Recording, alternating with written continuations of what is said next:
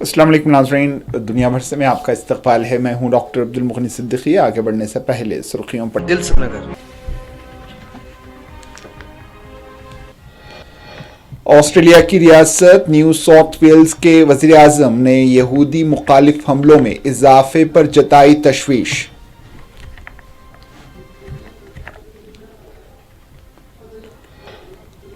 German वज़ीर ख़ारजा इनालिना बीरबैक ने कहा है कि माज़ूल सदर बशर अल असद के इत्तेहादियों के खिलाफ पाबंदियां बरकरार रहनी चाहिए। लॉस एंजलिस में लगने वाली आग से हॉलीवुड की कई मशहूर शख्सियात मुतासिर। फिल्म दुनिया की मशहूर शख्सियात ने अपने घरों की तबाही की तस्वीर शेयर की। बीजेपी झूठ बोलने की माहिर, कच्ची आबादियों में रहने वालों को भी दे रही है धोखा, केजरीवाल की तनकीद।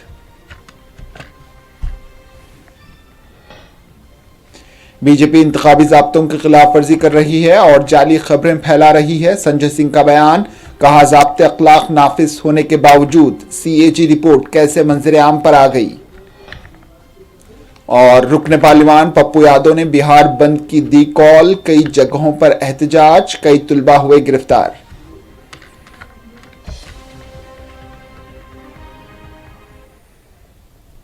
सुर्खियां अपनी देखिए, अब पेश है खबरों की तफसील। ऑस्ट्रेलिया की रियासत न्यू साउथ वेल्स के वज़ीर आज़म ने इतवार के रोज कहा है कि सिडनी के एक इबादतगाह पर हफ्ते के रोज होने वाले हमले से रियासत में यहूद मुखालिफ जराइम में इजाफा हुआ है।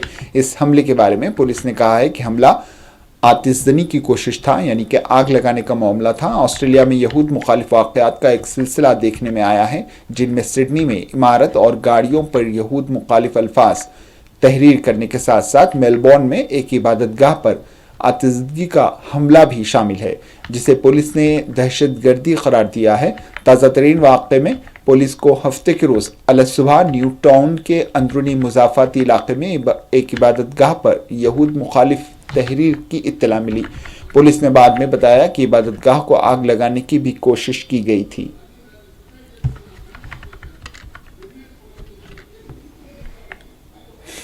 इराकी हुकूमत ने कहा है कि शाम के साथ तमाम इराकी ज़मीनी गुज़रगाह में अब भी बंद हैं। दूसरी जानिब इराकी वज़ीर दाखिला ने जोर दिया है कि उनका मुल्क शाम से इराकी सरजमीन में या सरहद पार किसी किस्म की दरअंदाजी की इजाज़त नहीं देगा। इन्होंने कहा है कि शाम के अंदर कुछ दहशतगर्द ग्रुप अब भी सरगर्म हैं। इन्होंने इतवार के रोज़ एक इंटरव्यू में बताया कि सिक्योरिटी फोर्सेस शाम के साथ सरहदी पट्टी के साथ अहम किलाबंदी करने में कामयाब रही हैं। इन्होंने निशानदेही की कि इसने शाम की जानिब से होने वाली तब्दीली के बाद सरहद पर हिफाजती इक़दामात को भी मजबूत किया है। इसके अलावा इन्होंने इंकशाफ किया कि सरहद के जुनूबी हिस्से में सरहदी चौकियाँ अभी तक खाली हैं। इन्होंने कहा है कि सरहद के जुनूबी हिस्से में शामी अफवाज की मौजूदगी नहीं है।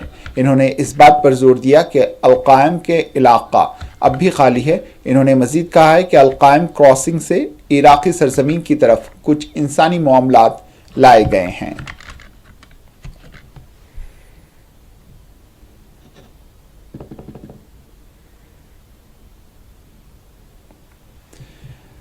जर्मन वज़ीर ख़ारजा इनालिना बीरबैक ने इतवार को कहा है कि माज़ूल सदर बशर अल असद के इत्तेहादियों के खिलाफ पाबंदियां बरकरार रहनी चाहिए, जिन्होंने शाम की खनत जंगी के दौरान संगीन जराइम का इर्तिकाब किया है। बीरबैक ने रियाज में सहाफ़ियों को बताया कि बर्लिन ने पाबंदियों के लिए एक स्मार्ट तर्ज अमल की तजवीज़ पेश की ताकि शामी आबादी को कुछ रिलीफ मिल सके। वो शाम के बारे में एक इलाकाई कॉन्फ्रेंस में शामी हम मनसब असद अल शेबानी के साथ मगरबी और अरब वज़राए ख़ारजा में के इजलास में शरीक हुई थीं। इन्होंने मज़ीद कहा है कि शामियों को अब इक़्तिदार की मुंतकली से फौरी फ़ायदा होना चाहिए और हम शाम में उन लोगों की मदद जारी रखेंगे जिनके पास कुछ नहीं है, जैसा कि हमने खाना जंगी के तमाम सालों में किया है।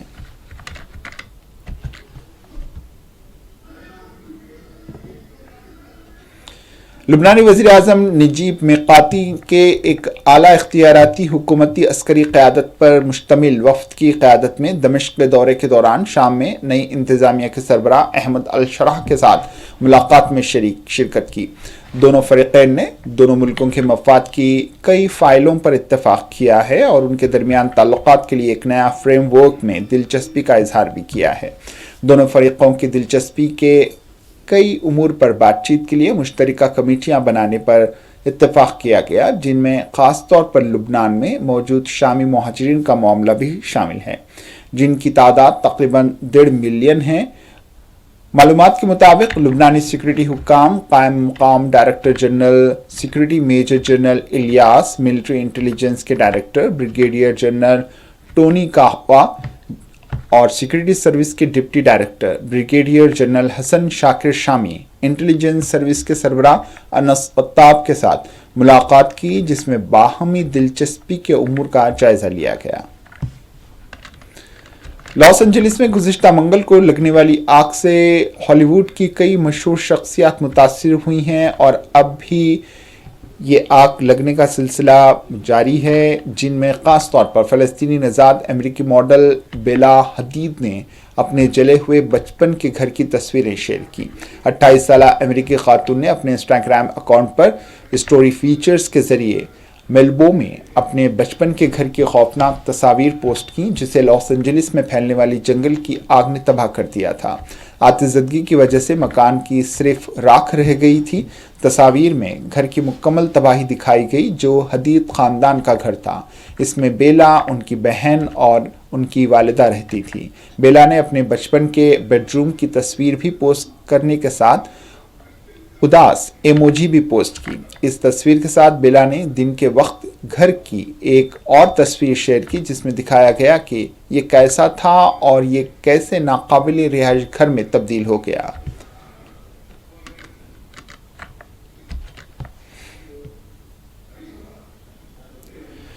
अब बढ़ते हैं कौमी खबरों की जानिब। आम आदमी पार्टी के कौमी कन्वीनर अरविंद केजरीवाल ने मरकजी वज़ीर दाखिला अमित शाह पर तनकीद करते हुए उन पर दहली की कच्ची आबादियों में रहने वालों से झूठ बोलने और उन्हें गुमराह करने की कोशिश करने का इल्ज़ाम लगाया है। इन्होंने बीजेपी की जहां झुक्की वहां मकान पहल को भी निशाना बनाया और दावा किया कि पार्टी का घर बनाने का कोई इरादा नहीं है। अरविंद केजरीवाल ने मजीद कहा है कि अगले 5 सालों में दिल्ली की कच्ची आबादियों को मुनहदिम कर दिया जाएगा, जिससे लोग बेघर हो जाएंगे और उन्हें सड़कों पर आने पर मजबूर किया जाएगा। इन्होंने कहा है कि जिस तरह अमित शाह ने दिल्ली की कच्ची आबादियों में रहने वालों से झूठ बोला और उन्हें गुमराह करने की कोशिश की, आज हम इस झूठ को बेनकाब करने के लिए इस झोंपड़ी कैंप में आए हुए हैं।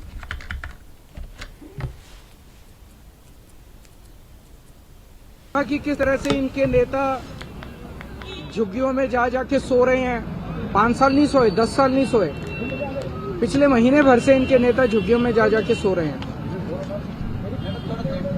तो इनको झुग्गी वालों से प्यार नहीं है। ये तो अमीरों की पार्टी है, इनका झुग्गी वालों से क्या लेना देना। ये तो झुग्गी वालों को कीड़े मकोड़े समझते हैं। इनका झुग्गी वालों से क्या लेना देना। इनको झुग्गी वालों से प्यार नहीं है। इनको चुनाव के पहले झुग्गी वालों के वोट चाहिए और चुनाव के बाद झुग्गी वालों की जमीन चाहिए। इनको उनकी जमीन से प्यार है और इनको उनके वोट से प्यार है। कल अमित शाह जी ने दिल्ली के कई इलाकों से झुग्गी के लोगों को बुलाया था। वहां अमित शाह जी ने चुन चुन के मुझे बहुत गंदी गंदी गालियां दी। अमित शाह जी देश के गृह मंत्री हैं। गृह मंत्री के पद की एक गरिमा होती है। जो शब्द गृह मंत्री इस्तेमाल करता है, उन शब्दों की मर्यादा रहनी चाहिए। पर उन्होंने जिस तरह से मेरे खिलाफ शब्दों का चयन किया, वो कोई भी सभ्य आदमी सुन के उसे शर्म आएगी। मुझे गृह मंत्री जी से, अमित शाह जी से कोई द्वेष नहीं है। वो जो कहना चाहें कहें। मैं राजनीति में अपने मान सम्मान के लिए नहीं आया। मैं राजनीति में जनता के मान सम्मान के लिए और देश के मान सम्मान के लिए आया हूं। लेकिन अमित शाह जी ने जिस तरह से दिल्ली के झुग्गी के लोगों को झूठ बोला और झूठ बोल के गुमराह करने की कोशिश की, आज इस झुग्गी कैंप में हम आए हैं उस झूठ का पर्दाफाश करने के लिए कि किस तरह से भारतीय जनता पार्टी दिल्ली के झुग्गी वालों को झूठ के जरिए गुमराह करने की कोशिश कर रही है। उन्होंने कहा कि जहां झुग्गी वहां मकान। हम भी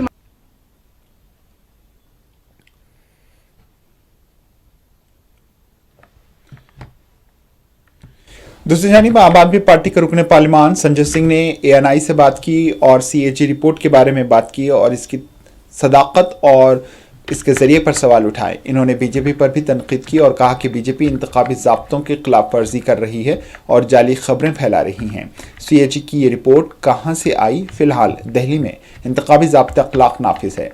इन्होंने कहा है कि बीजेपी इंतखाबी ज़ाब्ते अखलाक की खिलाफ वर्जी कर रही है और झूठी खबरें फैलाने में मशगूल है। जब सीएजी की रिपोर्ट असेंबली में पेश ही नहीं की गई तो फिर सीएजी रिपोर्ट कहां से आ गई? संजय सिंह ने कहा है कि इस पर तबसरा करने वाले बीजेपी अरकान के खिलाफ संगीन मुकदमात दर्ज किए जाने चाहिए। वाज़ेह है कि दिल्ली की एक्साइज पॉलिसी पर सीएजी की रिपोर्ट में आम आदमी पार्टी हुकूमत को 2026 करोड़ रुपए का नुकसान होने का इंकशाफ किया गया था।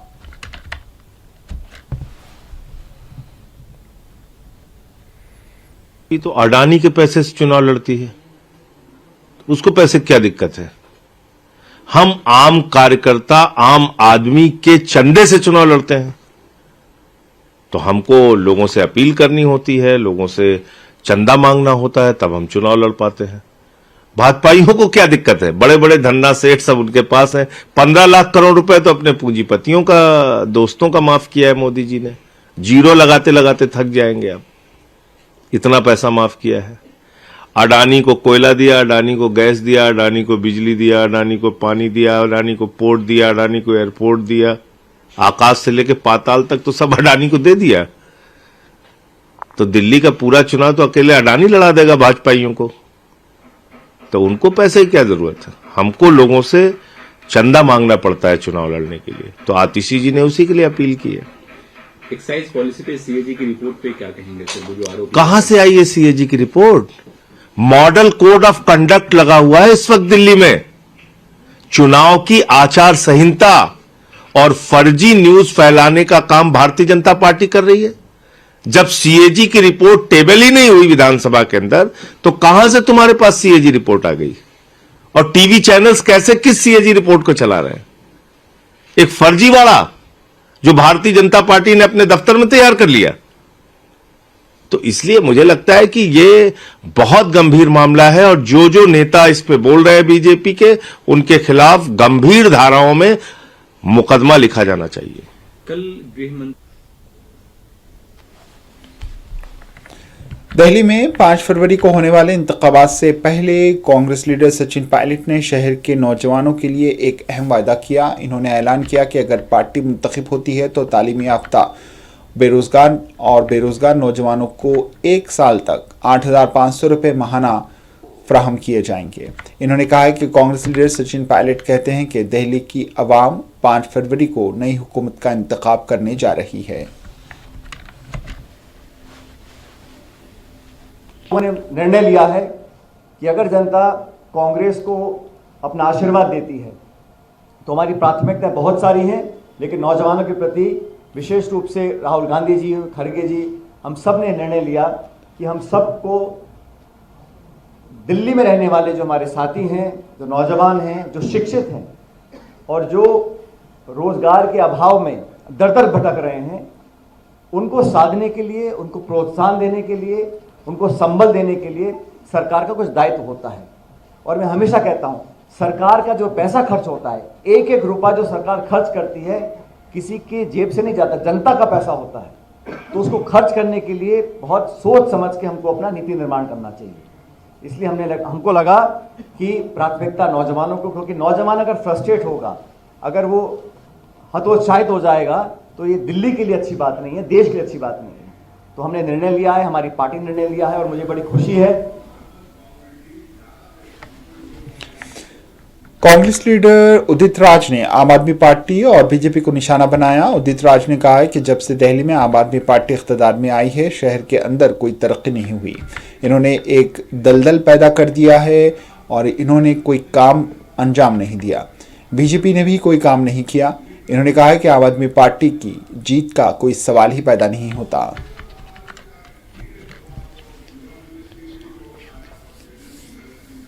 पार्टी जब से सरकार में आई है दिल्ली में, तब से कोई निर्माण, कोई इंफ्रास्ट्रक्चर, कोई डेवलपमेंट हुआ ही नहीं है। वो जो मकान भी इन्होंने चाबी थमाई है अमित शाह जी ने, या इन्होंने जो दिया है, वो भी कांग्रेस के समय के बनाए हुए मकान हैं। इन्होंने दलदल बना लिया है, कोई काम नहीं उन्होंने किया है।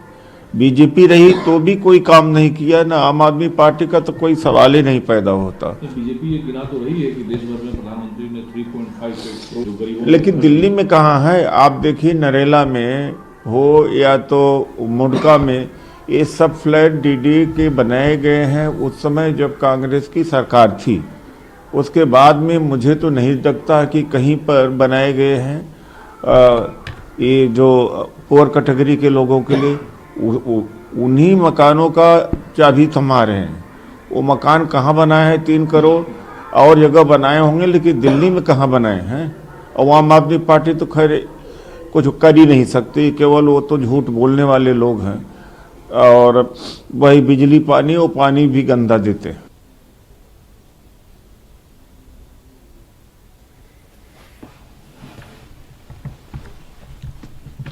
बीजेपी लीडर सुधांशु त्रिवेदी ने कहा है कि कई पार्टियां थीं जिन्होंने राम मंदिर की तामीर की मुखालिफत की थी, लेकिन आज हालात की मजबूरी की वजह से उन्हें इसे कबूल करना पड़ा है। अमित शाह ने उन पार्टियों की हकीकी किरदार को बेनकाब भी किया है।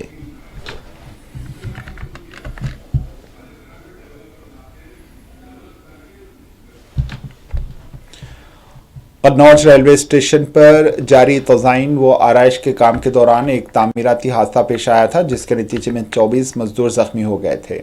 12 जख्मी मजदूर अब भी कन्नौज जिले अस्पताल में ज़ेरे इलाज हैं। मजदूरों ने ठेकेदार के जरिए गैर इंसानी सलूक और पिछले 1 हफ्ते से अदायगी की कमी पर भी तशवीश का इजहार किया है।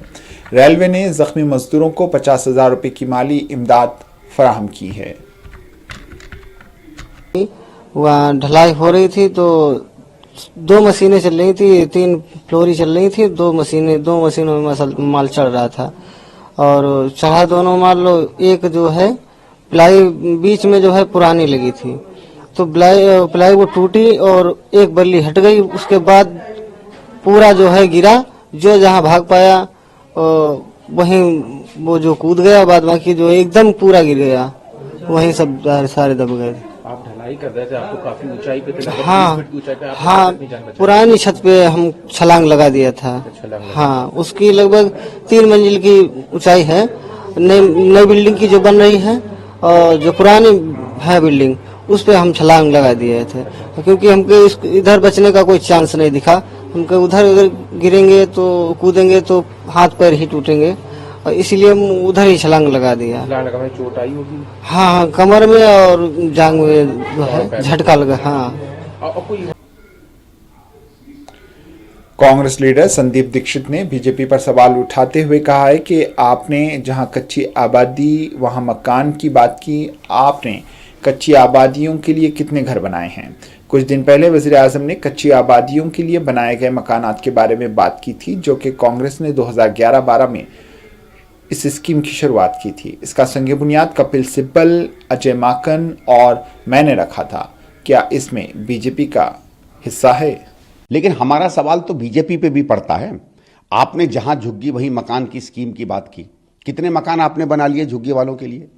जो अभी 15 दिन पहले प्रधानमंत्री ने जो मकान दिए हैं झुग्गी झोपड़ी वालों को, ये तो वही बिल्डिंगें हैं जो कांग्रेस ने शुरू की थी। 2011-12 में इनका शिलान्यास करवाया गया था। उस समय वहाँ सांसद थे कपिल सिब्बल जी, अजय माकन जी गए थे, मैं भी, क्योंकि पुराना वहाँ सांसद था, बुलाया गया था। तो इसमें कोई बीजेपी का क्या काम रहा?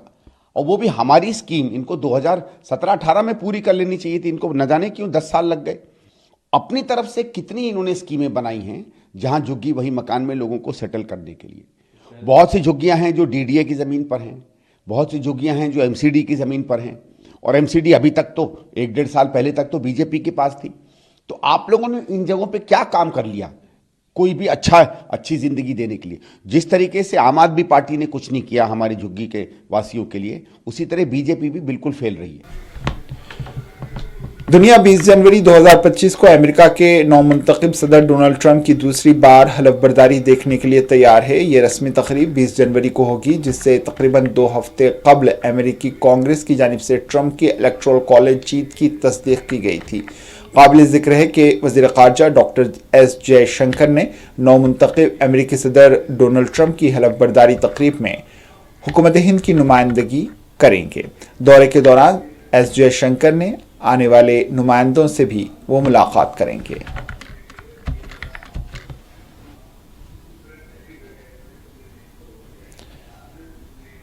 राष्ट्रीय जनता दल आरजेडी की रुकन पार्लिमान मीसा भारती ने आजाद रुकन पार्लिमान पप्पू यादव के 12 जनवरी के दोबारा भारत बंद के मुतालबे की हिमायत की। इन्होंने कहा है कि आज इतवार है, इसलिए पहले ही तमाम स्कूल और कॉलेज बंद हैं। ये एक जमहूरी मुल्क है, हर एक के अपने हुकूक हैं, इसलिए वो ऐसा कर सकते हैं। पप्पू यादव जी ने बीपीएससी को भी एग्जाम की मांग कर रहे हैं लगातार। आज तो वैसे भी संडे है, रविवार है, तो वैसे भी शांति रहता है, कोई स्कूल कॉलेज कुछ होता नहीं है। और और डेमोक्रेटिक कंट्री है, सबको अपना अधिकार है अपनी बात को रखने का, कर सकते हैं। क्या कहेंगे जो है कि कल विजय सिन्हा जी ने लखीसराय में धृष्ट राज बताए हैं लालू प्रसाद यादव को। देखिए, बिहार के उप मुख्यमंत्री हैं विजय कुमार सिन्हा जी, और अब उनको कितना ज्ञान है, क्या ज्ञान है, और वो क्या कहना चाहते हैं, क्या संदेश लोगों में देना चाहते हैं, उनको कहने दीजिए। उन लोगों को तो खुला छूट मिला हुआ है, डबल इंजन की सरकार है, लेकिन उनको बिहार की चिंता नहीं है, बिहार के बेरोजगारों की चिंता नहीं है, बिहार में जो युवा हैं, जो अभ्यर्थी हैं, जो धरना प्रदर्शन कर रहे हैं, उनसे उनको कोई लेना देना नहीं है, बिहार की महिलाओं से कोई लेना देना नहीं है, बिहार के लॉ एंड ऑर्डर से उनको कोई लेना देना नहीं है।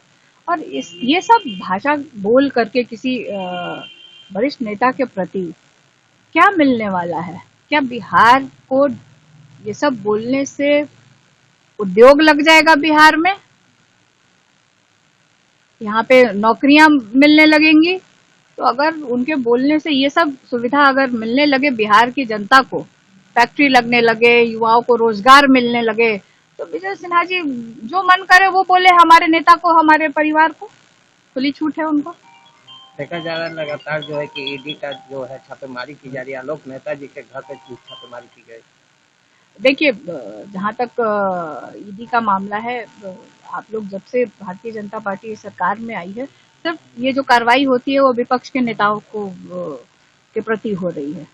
और जहाँ तक अभी आपने कहा कि अभी 2-3 दिन पहले आलोक मेहता जी के यहाँ ईडी का रेड हुआ है, तो जिस तरह से न्यूज में ही हम लोग को समझ में आया कि कोई वो पुराना मामला है उसको लेकर के हुआ है, या सरकार अब क्योंकि चुनाव बिहार का करीब है इसके मद्देनजर रख करके नेताओं को प्रताड़ित करने की कोशिश हो रही है, डराने धमकाने की कोशिश हो रही है।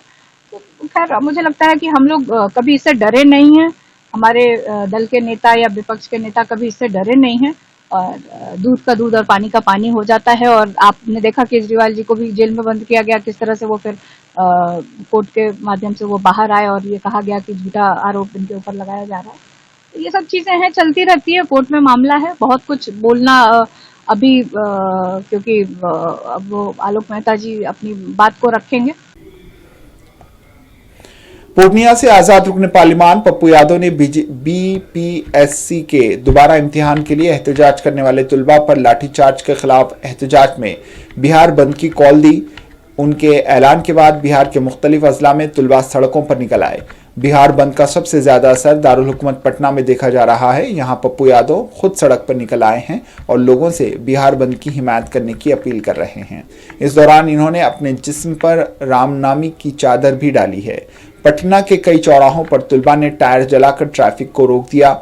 इसके अलावा गुजरने वाली गाड़ियों को भी तोड़फोड़ से निशाना बनाया, जिसके बाद इंतजामिया ने कई एहतजाज करने वाले तुलबा को गिरफ्तार कर लिया है।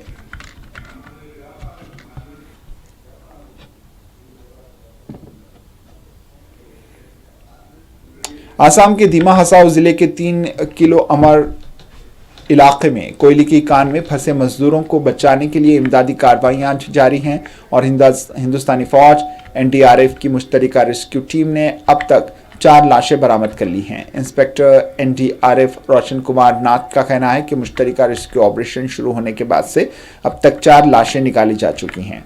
पानी निकालने का अमल जारी है और पानी की सतह कम हो रही है। कोल इंडिया के पंप यहां लगाए गए हैं। पानी निकालने का अमल मुकम्मल होने के बाद हम फंसे हुए बाकी लोगों को बचाने की कोशिश करेंगे।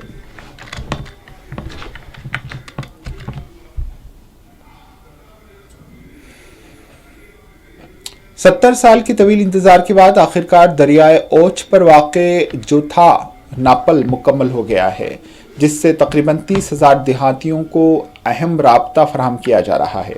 यह 700 मीटर लंबा पुल जो तकरीबन 10 पंचायतों और 40 दूर दराज गाँवों को जोड़ता है, खित्ते की तरक्की में एक अहम संग मेल है। 47 करोड़ रुपए की लागत से तामीर किए गए इस पुल को इन दूर दराज इलाकों में रहने वाले लोगों के लिए लाइफलाइन के तौर पर समझा जा रहा है।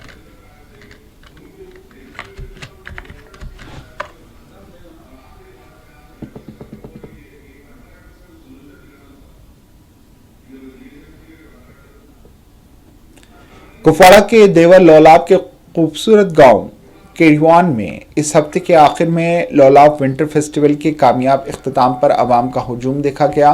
मौसम सरमा का जश्न मनाने और वादी लौलाब के कुदरती हुस्न और सकाफती विरसे की नुमाइश करने वाले इस मेले ने हज़ारों ज़ायरीन और मुकामी अफराद को अपनी तरफ मुतवज्जह किया, जिसने इस वाक़ई नाकाबिल फरामोश बना दिया। फेस्टिवल में मौसम सरमा के खेलों और मुकामी दस्तकारी के साथ रिवायती सकाफत का इम्तिजाज करते हुए कई सरगर्मियाँ पेश की गई थीं।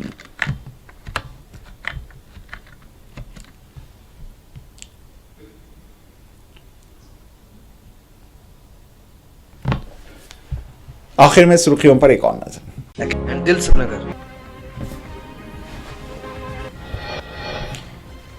ऑस्ट्रेलिया की रियासत न्यू साउथ वेल्स के वज़ीर आज़म यहूद मुखालिफ हमलों में इजाफे पर जताई तशवीश।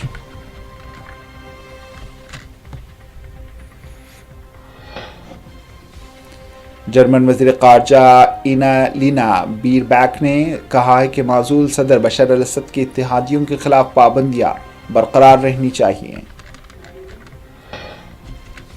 लॉस एंजलिस में लगने वाली आग से हॉलीवुड की कई मशहूर शख्सियात मुतासिर। फिल्मी दुनिया की मशहूर शख्सियात ने अपने घरों की तबाही की तस्वीरें शेयर की। बीजेपी झूठ बोलने की माहिर, कच्ची आबादियों में रहने वालों को भी दे रही है धोखा, केजरीवाल की तनकीद।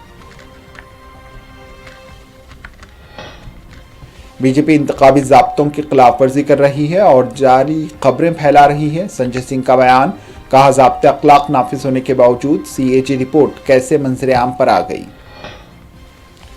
रुकने पार्लिमान पप्पू यादव ने बिहार बंद की दी कॉल, कई जगहों पर एहतजाज, कई तुलबा हुए गिरफ्तार।